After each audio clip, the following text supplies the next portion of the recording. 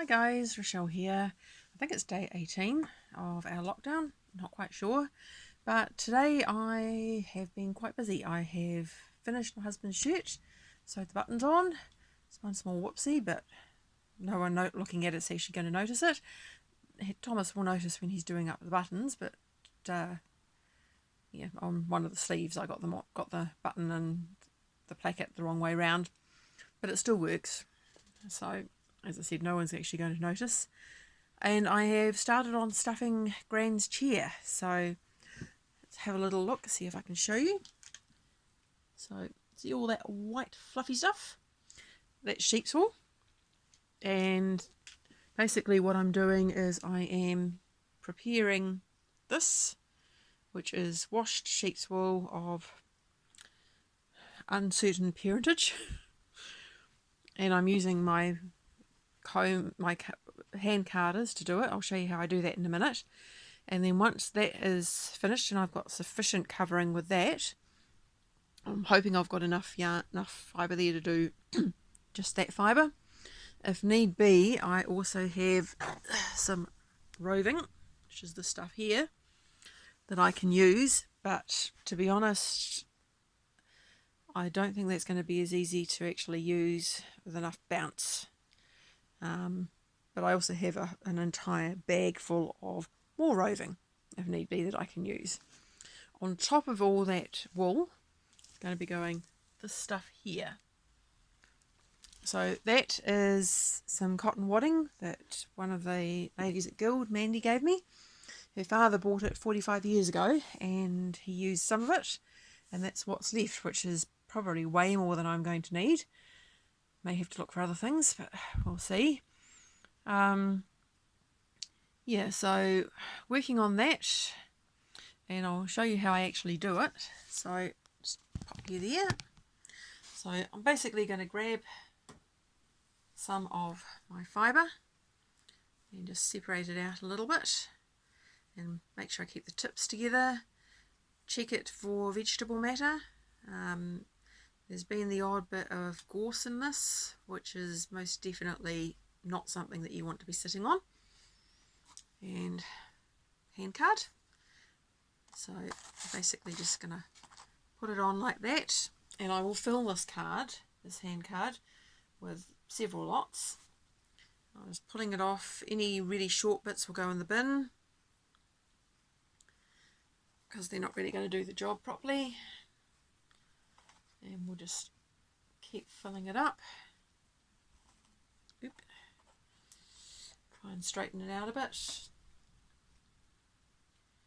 And once I've got all this done, then the next step will be to cover it with calico or something similar so that it's all contained and can't go anywhere. Okay, so that's more or less what the card looks like before I actually start the hand carding. So I've got another card, so unloaded. I've got a bit left from the last one I was doing, but so basically what I do is drag one card over the top of the other, and so you get both of them with a bit of a fluffy lot there.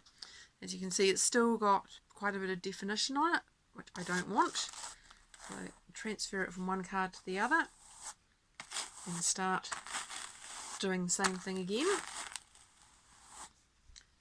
And then I'm going to transfer the first card onto the second card. Normally I'd take that off, but to be honest with this it doesn't really matter. And then pull it through again. So the idea is to not have any of those little bits there. So that one's still got a fair bit of definition in it, which I don't want. I want this all to be nice and fluffy, just like a cotton wool ball. I don't know why they call it cotton wool, because it's actually not wool at all. So it's not looking too bad now. I've just got one bit there that's still not quite playing ball, right there. That's looking pretty good. So we basically unload them all. I'll pull the last few bits off that one, and then I'll just pull it off.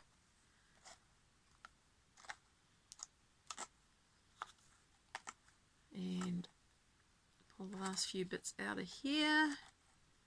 I'll clean these off when I finish.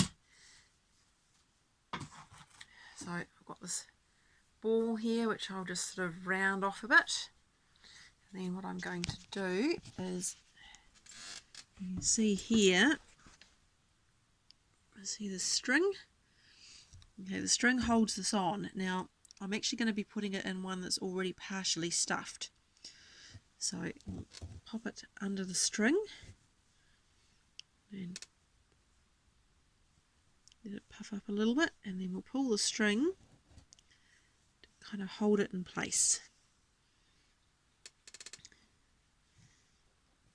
So that one's not too bad, and as you can see I've got it all the way around the side as well. So that is pretty much what I'm doing each time I do one. I'll probably be filling in some extra spaces as I go, but the first thing is to get the base coat on. It's a bit like painting, I guess. You get the base coat on, and then you do your top coats just to make sure that everything's even. And that's what I want in the end of this. I want a reasonably even finish, and I don't want to be able to feel the springs when I sit down on it. And I also want it to have enough bounce with the coating that it's not going to compact down and end up with creating sore bums. I did start off trying to use horsehair. The horsehair was a complete bust. I don't have the equipment to do what they do when they do it commercially, and they card it a bit like what I've been doing, except it's on huge drum carders, and they also heat treat it into a spiral form. I can't do that. I've got no way to do that. And to be honest, I don't have enough horsehair to be able to do it, even if I did have that equipment. So at the end of the day, I'm using what I've got, and I have plenty of wool, courtesy of friends at the Guild, and I've got some from my own stash that I can put in if need be as well.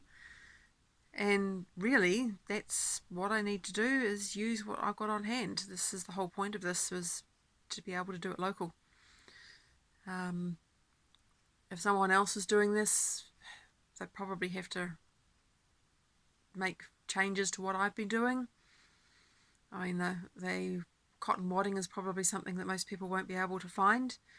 They do something with Millie's up in Auckland, but sorry, it was a bit of fluff from what I've been doing. But it was hideously expensive, and you can only buy it in like a whole roll.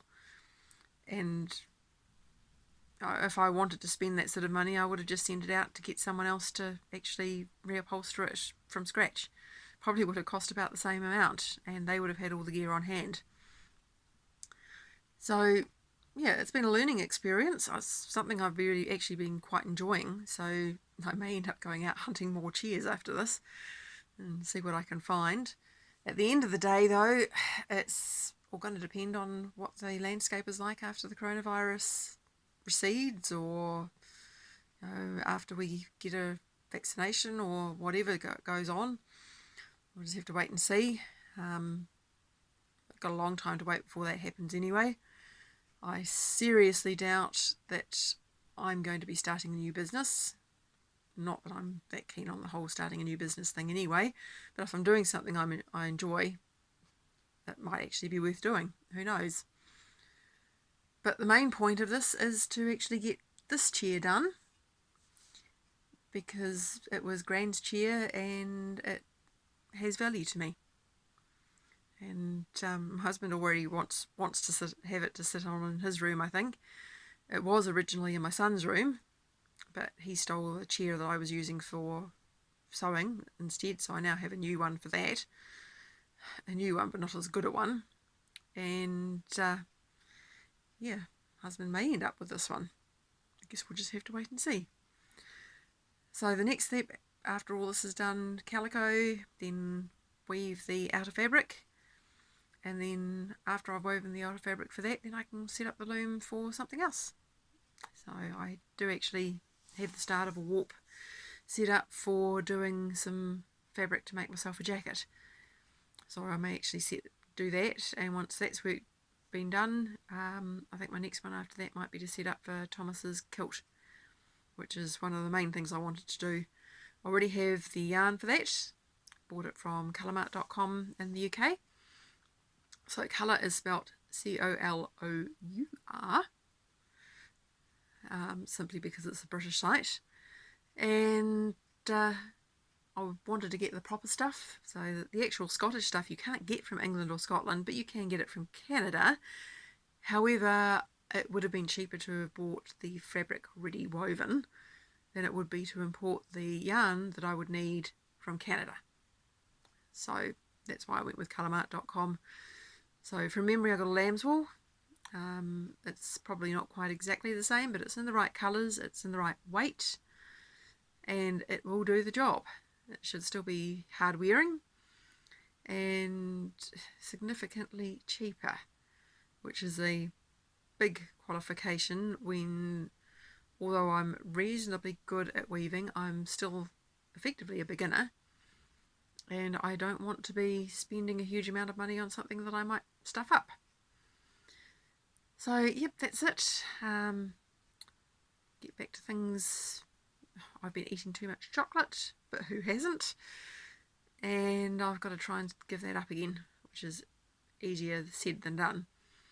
But I will, because I know if I keep eating it, my health will go backwards, and that's not an option at the moment either, for some strange reason.